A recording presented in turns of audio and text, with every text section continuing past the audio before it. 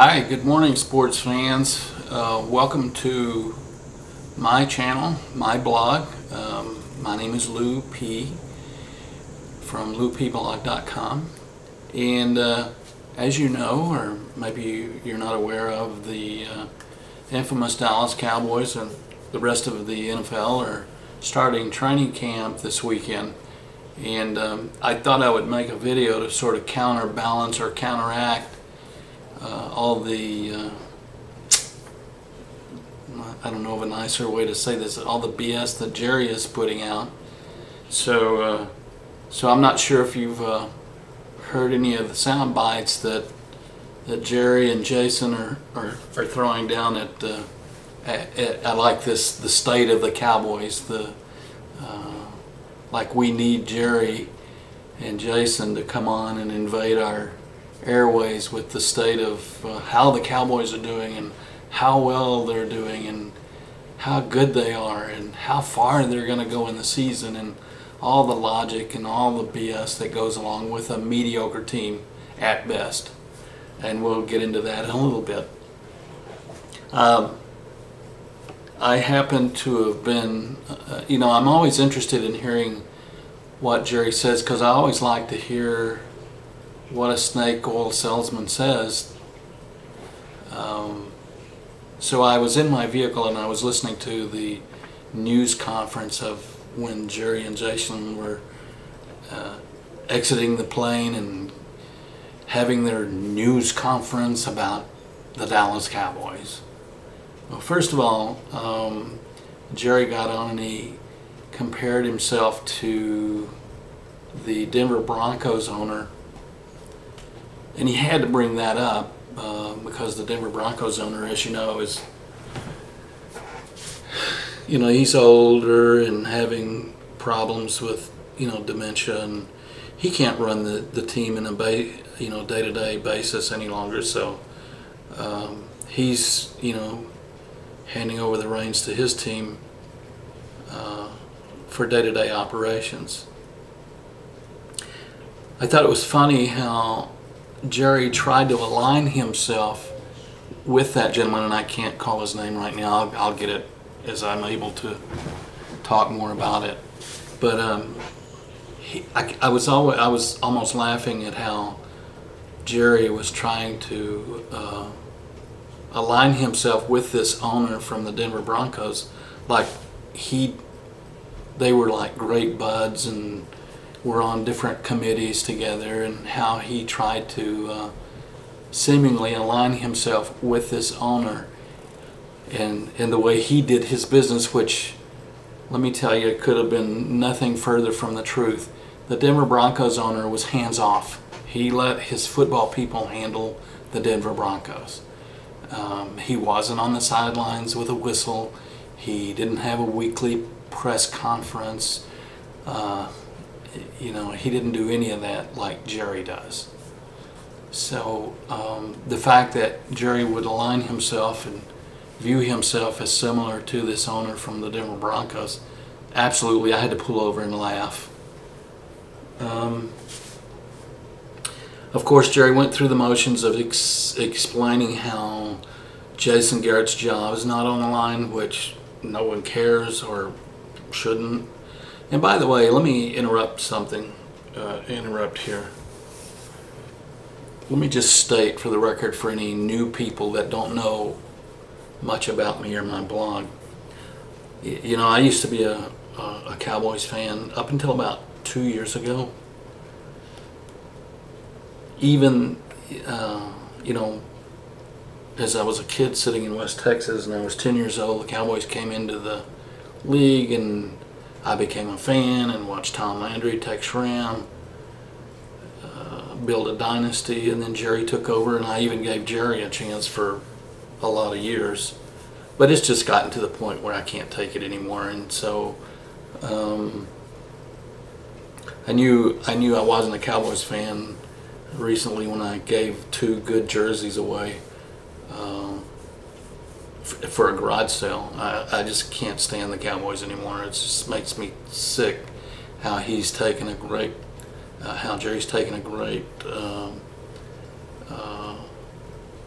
organization and just run it in the ground. So I got to thinking about the fans. I mean, I was a huge Dallas Cowboys fan, and I got to thinking, and I certainly understand fans wanting to be loyal. I get that piece, I really do. But here's a couple of things for my fellow, or not fellow, because I'm not a Cowboys fan anymore. But here's a statement for good friends that I have that happen to be Cowboys fans. Jerry doesn't care about winning. If he did, he'd quit being the general manager. I know that a lot of you fans are loyal. That's what keeps Jerry in business right now. In fact, the Cowboys, according to Forbes magazine, one of the most popular sports organizations on the planet. I think only behind the New York Yankees and some soccer team that nobody cares about. And a lot of Cowboys fans will bash me because I'm not loyal. But it's okay for them to follow someone who wants to sell snake oil, who puts an 8-18 for 3 years in a row on the field. It's okay for them to support a team that's going to be lucky to win 3 or 4 games this year. It's okay to buy into the fact that they sell Cowboys merchandise at exorbitant prices and pay money to see a team that and pay $20 for a beer. That's okay. But if I have an opinion where I don't follow the Cowboys anymore, then all of a sudden I'm turncoat. So I got to thinking, long story short, that I wish there was something I could get for my friends who happen to be Cowboys fans to help them realize that Jerry's a snake oil salesman. So I went to the drugstore and I bought this. It's called Blue Star ointment. Okay, Blue Star as in the blue star on the Cowboys helmet. Ointment. Okay, you open it up. You take the thing off, and there's some ointment in there. Take some ointment and rub on your mind, and maybe you'll understand Jerry's a con artist. Maybe you'll get that. For you Cowboys fans, go get you some Blue Star ointment, and it's good like to rub on your crotch for jock itch, or rub it on your mind or something. Wake up, and understand that the Cowboys, everybody's laughing at you. Cowboys fans, I hate that. Everybody around the league, if you read comments when Jerry has a news flash or his weekly thing on that radio station, by the way, that I want to boycott, read the comments from around the country. People just laugh and laugh and laugh. They want Jerry to stay there because he's a loser. So anyway, that's my stance on Jerry Jones.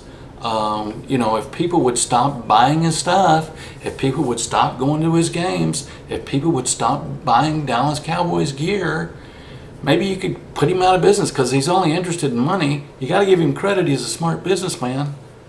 But when it comes to a football team, nah. And by the way, let's touch on this a second.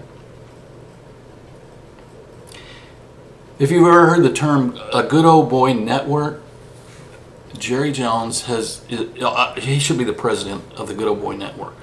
I've heard a lot of people, and I don't know this for a fact, I'd like to Google and find out, or maybe someone knows. Is Jason Garrett married into that Jones family? I don't know. A lot of people think he is. A lot of people think he's married into the family, into the Jones family. And by the way, let's talk about that a second, and I'll come back to Jason Garrett. Did you hear Stephen Jones the other day? Can you imagine Tom Landry saying something like this? We're going to run a lot more this year. Hello. Why would you do that? Why would you say that? Why would you tell the rest of the league and NFC East rifles that you plan on running more this year? Why would you do that? I can see General Patton now. We're going to go to this town and set up shop and wait for Rommel to bring his tank. We're going to this town, or we're only going to take 50 tanks to this battle. Come on, Jones, wake up. People don't do that. People that want to win things like battles and football games, it's called strategy. Did you ever play chess? Do you know how to play chess? Do you know what chess is? Chess is, it's for you people in Arkansas, it's like checkers, except it's real fancy. So anyway, getting back to Jason Garrett, the most boring. I mean, if you really had a plastic puppet on your knee, it would look like Jason Garrett. I don't know if he's married into the family. I don't know. Don't care. But he must have some sort of connection family-wise. And by the way, Tony Romo, he wants to play another 10 years. Give me a break. You Cowboys fans may as well get used to seeing Brandon Weeden. I think he's played 3 football games total. I don't know. But Cleveland got rid of him. Speaking of Cleveland, you know, Cleveland may not have a very good record. Yeah. Cleveland, you know, I saw where a fan went and urinated on Art Modell's grave. I mean, people in Cleveland are passionate. They may not have a good football team, but let me tell you this, at least they want to win. At least they have a coach that knows how to coach football. He may be gone in 2 games, sure, but let me tell you this about the Cleveland Browns. At least they're not afraid to change. At least the Cleveland Browns aren't afraid to put a real general manager up there. You know, so at the end of the season, the Cleveland Browns may have the same record as the Dallas Cowboys. But you know what? I'd rather watch the Cleveland Browns because at least they're trying to win. At least they have people that are in football roles that know football.